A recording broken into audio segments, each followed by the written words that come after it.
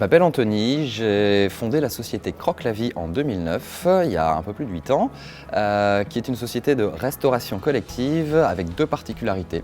La première, c'est qu'on cuisine et qu'on livre des repas uniquement aux crèches et aux enfants de moins de 3 ans. Et la deuxième particularité, c'est qu'on travaille uniquement des produits issus de l'agriculture biologique.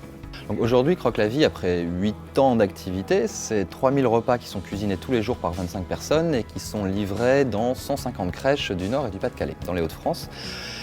Le projet fonctionne bien, on est content du résultat, on a un vrai impact social, c'est un projet politique avant tout et on n'a pas envie d'en rester là et pour cela on a envie de changer d'échelle notre rayonnement politique et de pouvoir essaimer ce projet. C'est pour ça qu'on a créé une coopérative qui s'appelle Qui dit Bio pour accompagner des porteurs de projets sur d'autres territoires.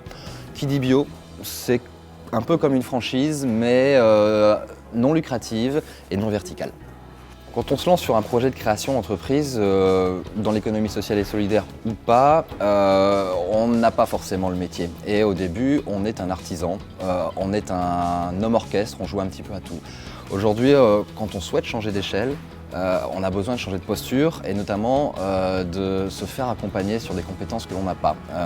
Et aujourd'hui, j'ai souhaité intégrer le programme PINS, d'une pour être accompagné sur ce changement d'échelle dans la création de Qui dit Bio, mais également c'est un super truc pour nous sortir la tête du guidon et de faire rencontrer d'autres personnes dans notre famille de l'économie sociale et solidaire et essayer de créer des synergies entre les uns et les autres. Et c'est tout ce qu'il y a autour du programme PINS qui est finalement beaucoup plus intéressant que le contenu. Aujourd'hui, après ces 3 séminaires et puis surtout tout le travail qu'on a pu faire entre chacun des séminaires du PINS,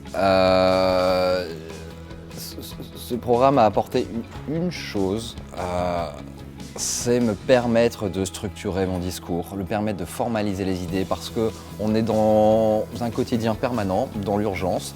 On n'arrive jamais à sortir la tête du guidon et les choses on les a dans la tête. Mais finalement quand on les a dans la tête, c'est très très difficile pour les faire avancer parce qu'on a besoin de choses. Et là, on a quelqu'un qui vient nous fouetter en permanence et on a des jalons. Et le fait d'avoir des jalons, on a des obligations et le fait d'avoir des obligations, on fait les choses. Et donc aujourd'hui, les choses avancent grâce à PINS.